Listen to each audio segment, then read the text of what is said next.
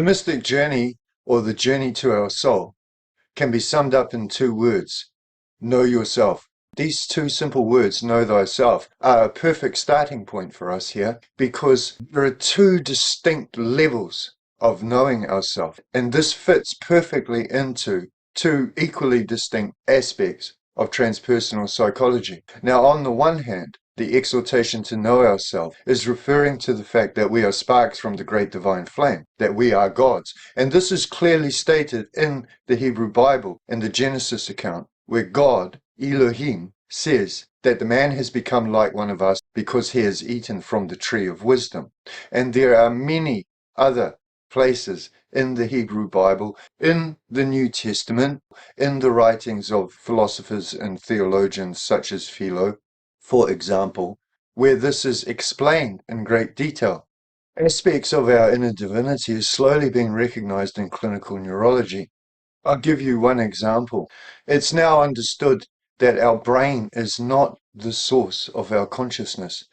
Brain performs a function in the mechanics of our conscious thinking, and damage to the brain can impede our conscious ability.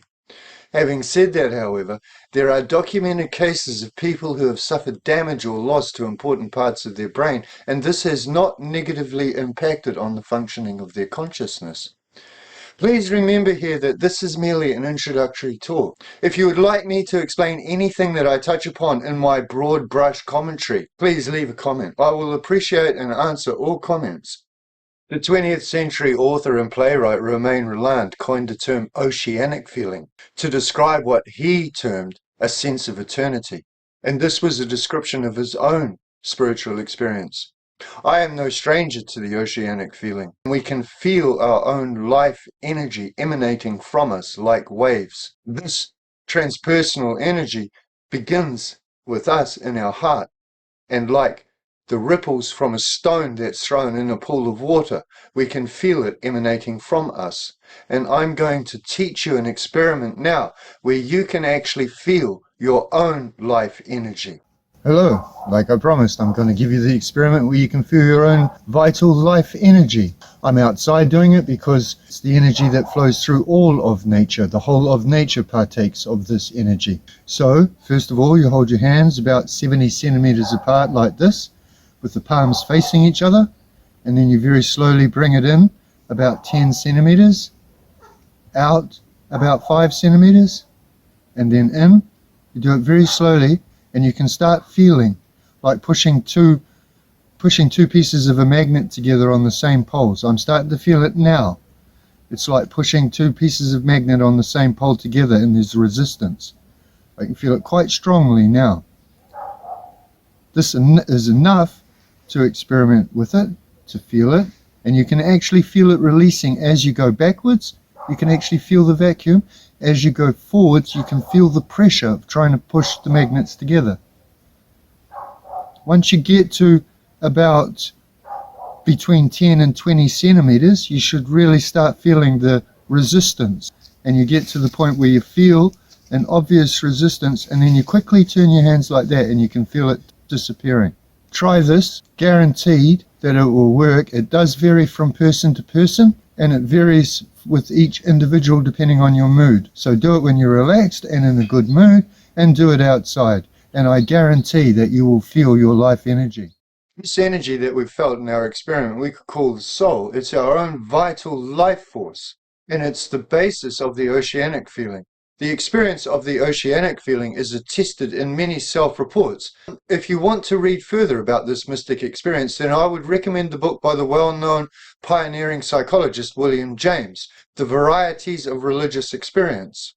Clinical neurology has made a tentative start to demonstrate the mystic understanding that our individual consciousness is connected to a larger sea of consciousness. The creative energy of the universe is a series of emanations which are produced from a source that we could call God, or the Creator, and which Philo describes in poetic terms as the archetypal divine light. Philo goes on to explain this light as a field of consciousness, and continues by referring to the clarity that daylight brings to our vision. In our own culture, we could look to the expressions such as seeing the light, or even the term enlightenment. The concept of the archetypes is one that Philo wrote extensively about, and he built on the work of Hellenistic philosophers such as Plato and Pythagoras in his own writing. Today, most people are familiar with the concept of the archetype through the writing of Carl Jung, who coined another important phrase, the collective unconscious. There is nothing radical about this concept. Freud had used a few terms such as our archaic heritage to try and convey the same principle. The ethnologist Konrad Lorenz coined the phrase species-specific unconscious to further apply the same concept to non-human animals. It is commonly accepted in all schools of neurology and psychology that humans inherit a shared brain structure which generates the same propensities within the unconscious that we inherit as a member of our species. This psychic bedrock, as Jung termed it, is a collective reservoir common to all humans. The collective unconscious is home to the archetypes. And now we've finally arrived at two of the most important aspects to understand transpersonal psychology. On the one hand, most people have this image that their consciousness starts here in their brain and then goes through their nervous system into their body. But it's being shown more and more in neurology. And we understand through mystic experience that what's actually happening is that consciousness not only transcends our physical body in so much as that we can feel our life energy emanating from us. When we are talking with someone and they understand what we are talking about, they're following it, and we are truly discussing, we can feel that our energies are sharing the same space. When they don't understand, their energy is cut off. And this same dynamic can be graphically seen in large groups of people at a rock concert. For example, you try sitting in a rock concert where everyone gets up and starts clapping their hands together. You try to carry on sitting and not clapping your hands. You will be caught up in that collective emotion because of the shared psychic energy in that event. This is also how riots start. It takes one person to start a riot, and police are trained with that.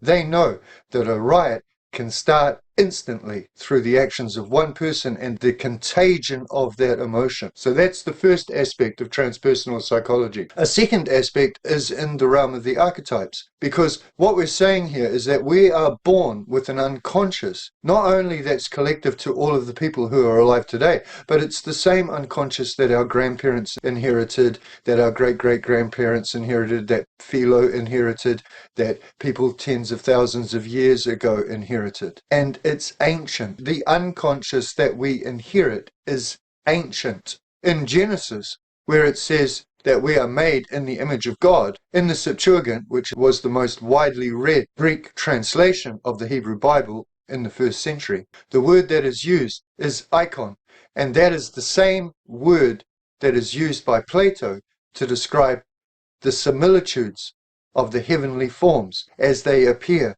here on earth.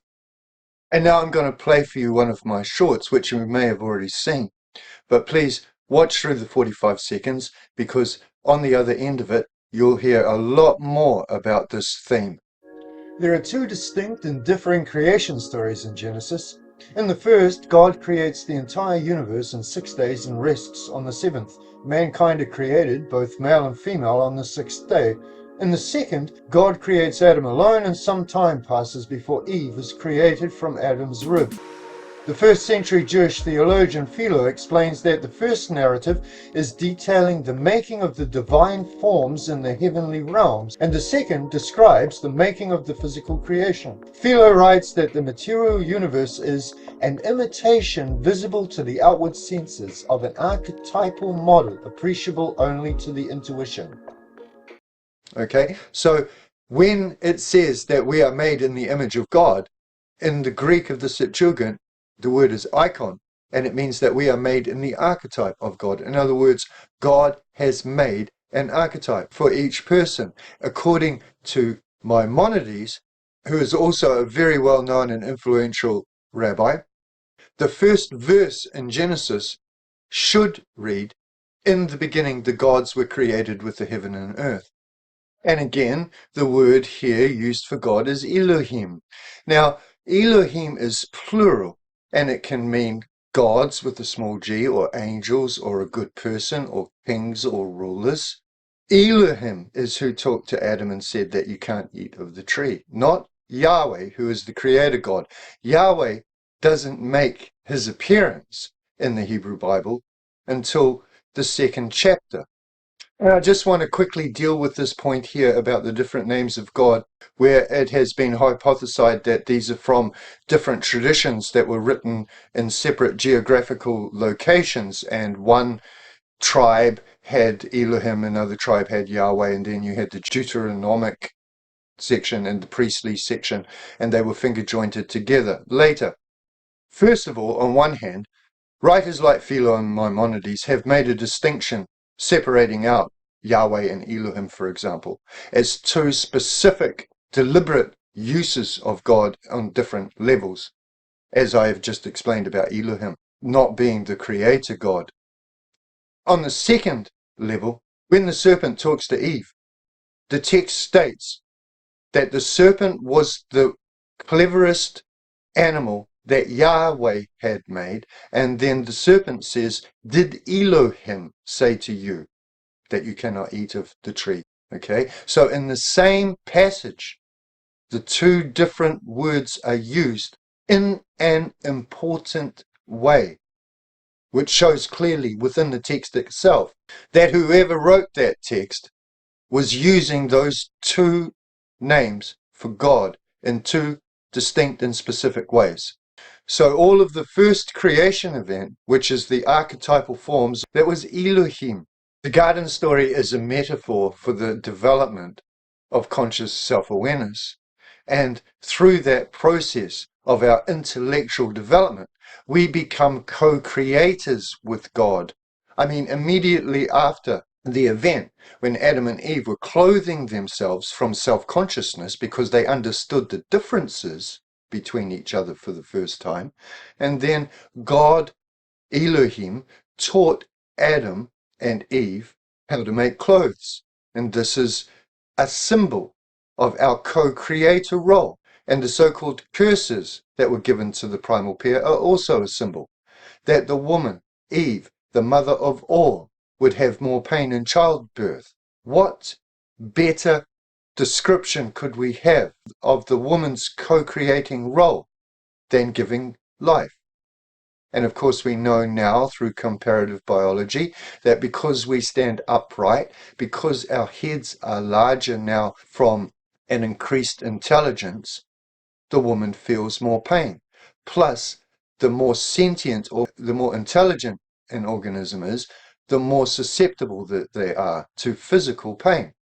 Adam was told, "By the sweat of your brow, you will work for your living." And he had already been given the admonition to go and tend the garden. Again, as co-creators in the project of the universe with God.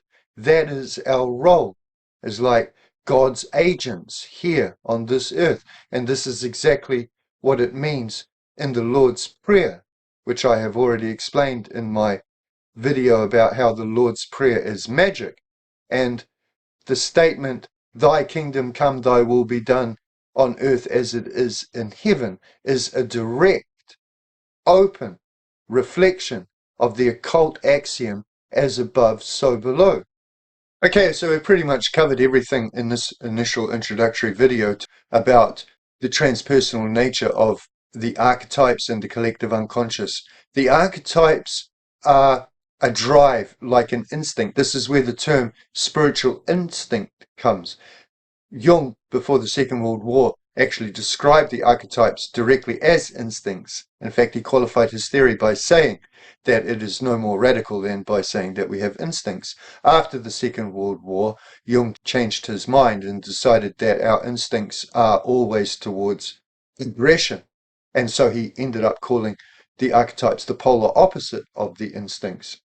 The 19th century German philosopher Immanuel Kant talked about the categoric imperative, which is an inbuilt a priori attitude that we have towards having a conscience, a moral compass, if you like, and he called that the categoric imperative.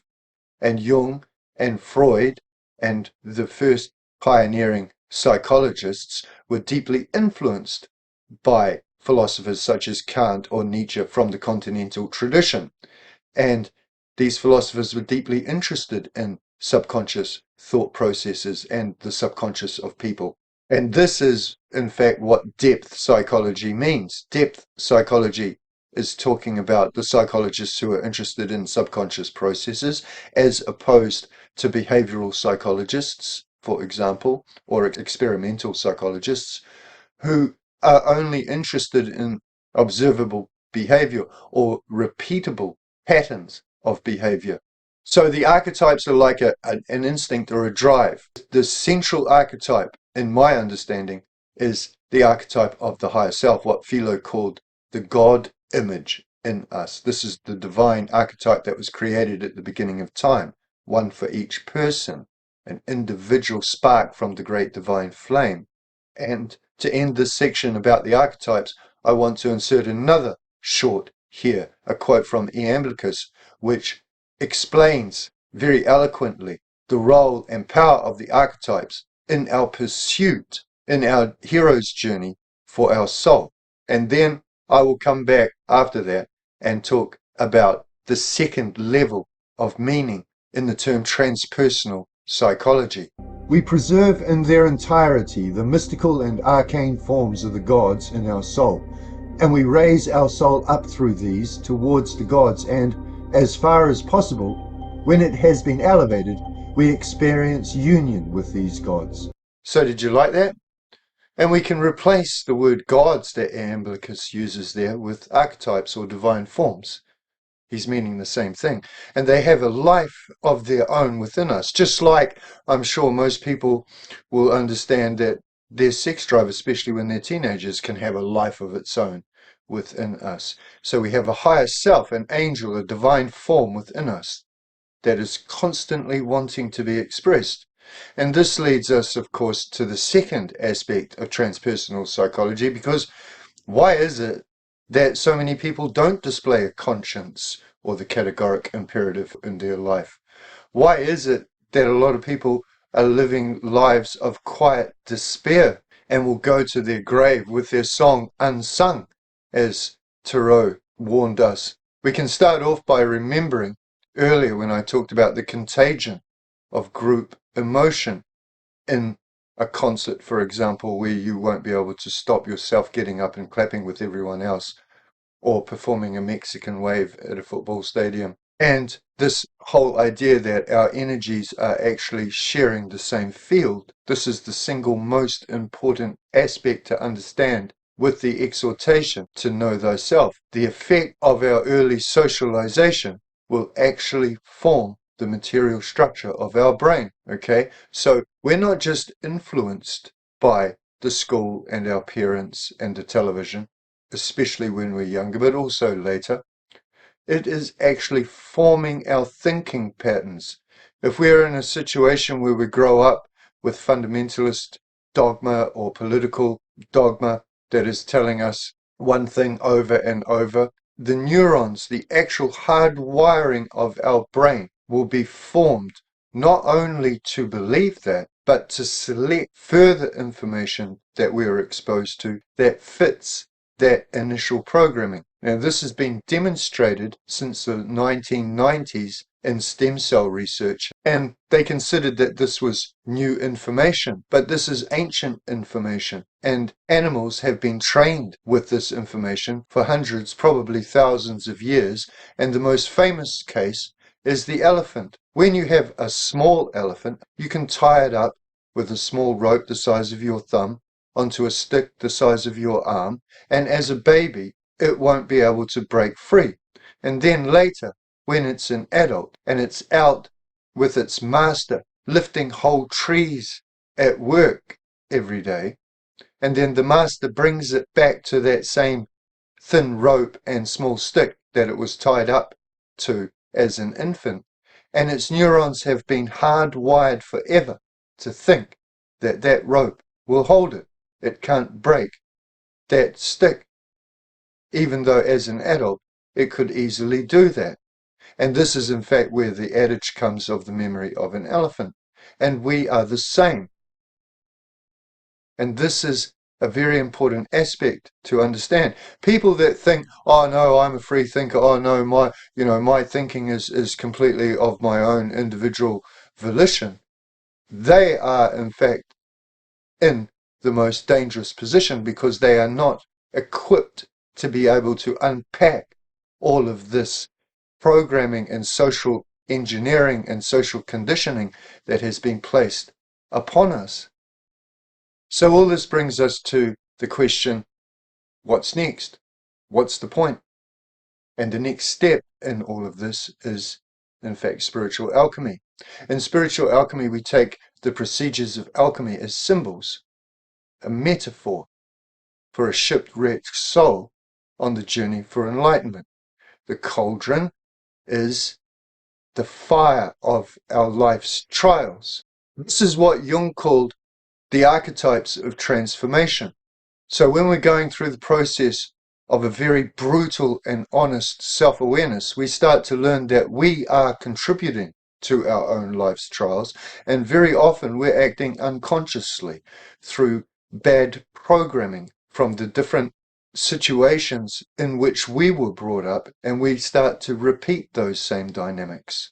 And through a process of brutal self-awareness, we start paring away those negative influences on ourselves, where we can own up to our own responsibility. Spiritual alchemy is all about taking responsibility for ourselves, creating new paradigms of thinking so that we're not magnets for the same destructive situations.